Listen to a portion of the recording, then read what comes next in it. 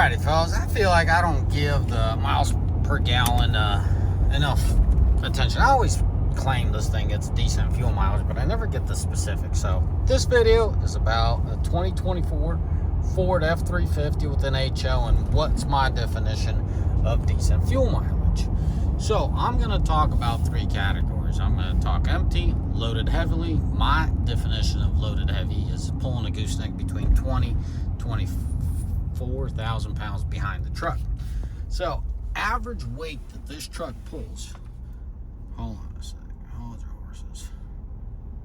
This is 80% of the usage of the vehicle, right? This is what I get, 12.8 and 13.2. Well, that's 85, so that's more accurate, right? For the last 8,500 miles, this thing has 21.6. That's the usage. So that's me hauling trailers. Now, this is me just putting around town, 15.3. So, driving empty on the interstate at consistent speed of 73 to 75 miles an hour, I could bank at 20 miles to the gallon. I could count on 20 miles. Depending on the wind, depending on the terrain, you know, there's rolling hills, flats.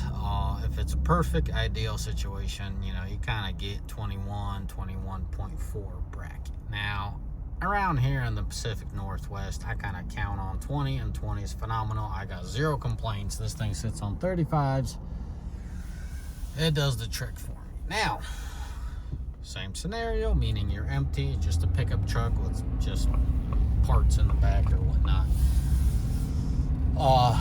You know, fair or less empty. You know, I got a wheel hub, tire loop, and what else? Brake pads in the back. I mean, if that's considered a load, right? Oh shoot, my bucket's on its side. It's thick tire loop. It ain't spilling. So putting around town, you know, doing these kind of speeds, these kind of scenarios. Spokane isn't slam busy, but it gets annoying, especially this time of the hour. What is it? About 4 o'clock right now. You know, traffic. But I'm in the commercial area, so it's not too bad. So average case scenario. This is what I expect out of it. The 15.3, that's me. The last 3 days, I've been running a lot of errands and a little bit of trailers. So I would say 75%, 80% of that is empty. 20 to 25% is with the gooseneck, but none of the goosenecks were heavy, short distance hauls. So real world numbers right here. Those numbers are over exaggerated, I've noticed, by my hand calculations. 0.1 to 0.2 miles to the gallon. So we're barely scratching 15 miles to the gallon. Guys, it is perfectly fine. Now keep in mind, I've dealt with a lot of Cummins 6.7 particularly. My 2014 struggled to get this kind of fuel mileage around town with my usage, right? There's so many variables, it's hard to say, hey, it's this number and you're going to get this number as well. No, there's too many variables. The only consistency is my usage. My daily usage doesn't change. I do the same thing.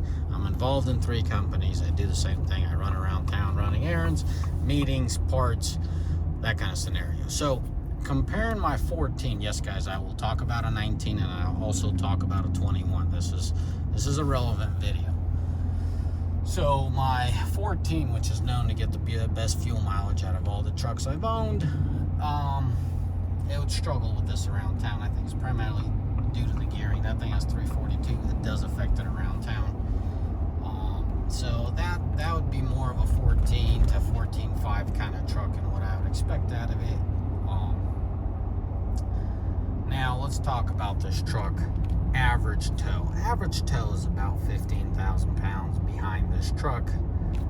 On the interstate, 90-95%, 10-15, 5-10% around town. I expect it 12.5. That's a given one. That's what I expect the fuel mileage to be. 12 to 12.5. That's what I can bank on. Yes, it gets a little better on average, but something you could count for, like if you're billing out a customer or something, what's real fuel mileage and what your actual expense is going to be, you could just count 12.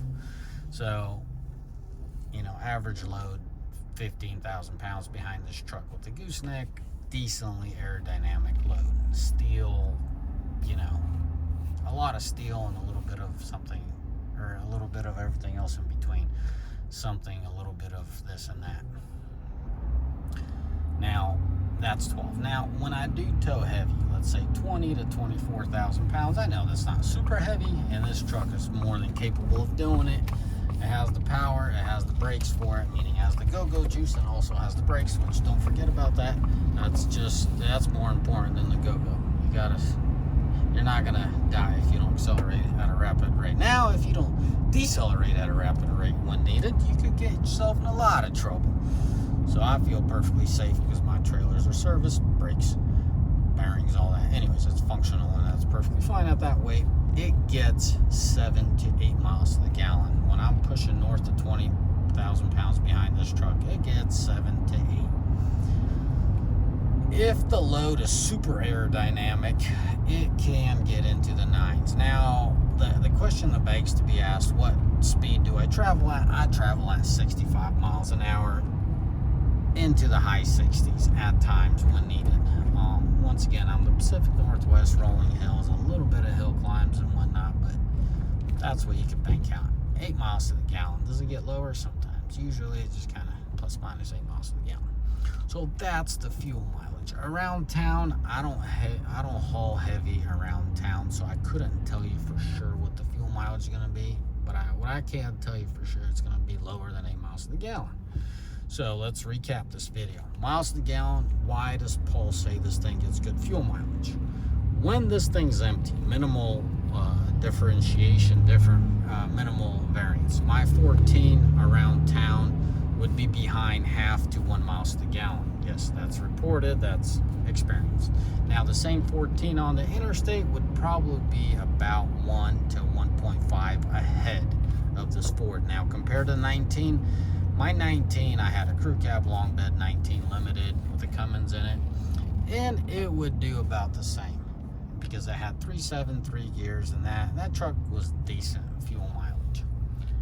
And on the interstate, that thing, similar scenario, it would be right there at the 19, which this thing would beat it, right? Referring to beginning of this video, I told you guys at 73 to 75 miles an hour, set cruise, no trailer, I could bank on 20. It gets a little bit more than 20, but I could calculate for 20 and expect 20 out of it, as long as no extreme headwinds or rainstorms or anything like that.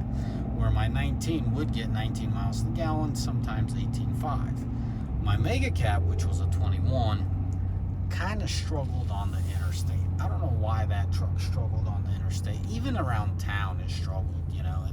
Probably my mega cab was probably the worst one on fuel out of all the trucks I've owned. Now, that mega cab probably had the stickiest tires. I had the Falcons AT3s. So the rolling resistance did increase with those tires, and I did notice a difference in fuel mileage. So to compare my mega cab, I could bank about 13.5 barreling into the 14s around town using the truck the way I'm using this one. Now on the flip side, on the interstate, that mega cab would get 18.5. That's the number I would see at 75 miles an hour due to the higher gearing and the higher revs at 75 miles an hour versus this one. What is there to say? What can I sum this up with? The reason I say it gets good fuel mileage is we're forgetting one big element, the fact that this thing has 500 horse and 1200 torque. In those extreme cases, I did fail to mention that. In the extreme cases, when you're towing super heavy, I like to tow equipment. That's my little high. When I tow equipment, I love doing that, and that's usually heavy and quite a bit of wind drag depending what you haul. So my mega cab didn't really dip into the 7s, it did kind of 9s. So in that case alone, my mega cab had the upper hand, where my 19 crew cab with the long bed just kind of was in the 7/8. Now keep in mind, I'm the guy that's hauled containers and heavy equipment, so I kind of have the spectrum covered decently. I also do a lot of light loads, but I also haul them heavy excavators. They're not excavators, they're like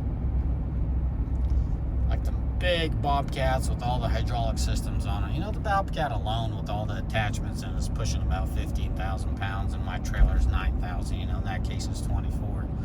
Or in the case, I haul those big case tractors. I think they're 18.5 backhoes, 4-wheel drive. You know, a heavy boy, a heavy backhoe. You know, if the trailer, or excuse me, if the tractor's 18.5, let's just call it 18 to be conservative, and the trailer that I'm pulling is 9,000. Well, that's 27,000 pounds, and you know, my mega cab never dipped into the 7s with that setup. You know, it's holding that 8.5, which is phenomenal. You know, comparable landscape and speed and all that. So, hopefully, covering, you know, all my experience with these trucks and my fleet trucks and all that, hopefully this kind of summarizes why I keep saying this truck gets good fuel mileage. Overall, in grand scheme of things, it's probably poor compared to other people. But, you know, when you compare your 5.9, when you compare your other trucks, they don't have that power. You're not going to keep up with me going up a hill. No, I'm not playing king of the hill. But I got that power for a reason. I'm not using or abusing my truck to the max. You know, I like to give it a load from time to time, a good 75% load, not throttle, load. So, you know, with that being said, it's good for the truck to be used and worked hard, but it has to be properly serviced. It has to be properly maintained, not over-rubbed, not lugged, in that manner, spirit, or in the manner of how you use your vehicle. There's nothing wrong with working your vehicle really hard, but, you know, that is. Let me underline DEF. That's something a lot of people don't talk about. I have zero complaints with this truck. This truck is exponentially with the DEF. My 14 was minimalistic when it comes to in comparison with my 19 and my 21 DEF usage. This thing, it's fine-tuned, and I really like it. It does get annoying when I'm towing heavy. I mean, I can't even get 2 full tanks out of a tank of DEF. Don't fall off your seat. You guys got to remember, my fuel up is about 100 gallons. Why? Because I have a 60-gallon tank, well, 69-gallon tank in the bed of my truck. Usually, I put about 60 gallons, right? If I remember right. No, I don't put 60 gallons. No, I do. The back's about 55, 60, and the bottom's usually about 40. So my fuel ups are 90 to 100 gallons, and that's one fuel up versus an average Joe, you know, 48, 49 gallon tank. He's probably using up 40 gallons instead of me. Like me, you know, I could completely dry out the auxiliary tank, which sits up top, and then it drains into the bottom one. So, anyways, my point is, 1,000 miles on average of fuel up, right? 10 miles to the gallon, easy math. 1,000 to 1,200 miles, I use half a tank of DEF on average. On average, pulling my 15,000 pound loads on the interstate, I get 1 DEF fuel up, every other fuel up to diesel ratio. It's 1-to-2 ratio. So every 200 gallons of diesel, I go through 5 gallons of DEF. Now, in those heavy hauls, I struggle to get much past 1 fuel up, right? I don't really get that 1.5. I'd like to say it's 1.5, but it's not. It's barely a fuel up. So I could use 5 gallons of DEF to 100 gallons of diesel. Now, in an average Joe scenario, just putting around town using his truck like I do, you know, average Joe wouldn't even hook up to a gooseneck like I did, and I can still maintain 15.3, which is phenomenal. You can expect a fuel up of DEF, so probably like 1 gallon to 1,000 miles. Like, I could see this thing doing 5,000 miles with a single fuel up. I never achieved that because I rarely do this kind of stuff. You know, to see 15.3 on that gauge, because I've been punting around town majority of the day for the last 3 days, is not usually what this truck is used for. Anyways, fellas, I'll wrap this up. It's became another long video, but I just want to close that subject of MPG and why I think it does what it does and why my definition is good. You know, the power and what you get for it is phenomenal. Anyways, fellas, as always, may the Lord bless you, and may you all have a mighty fine day. God bless you. Ciao. Bye.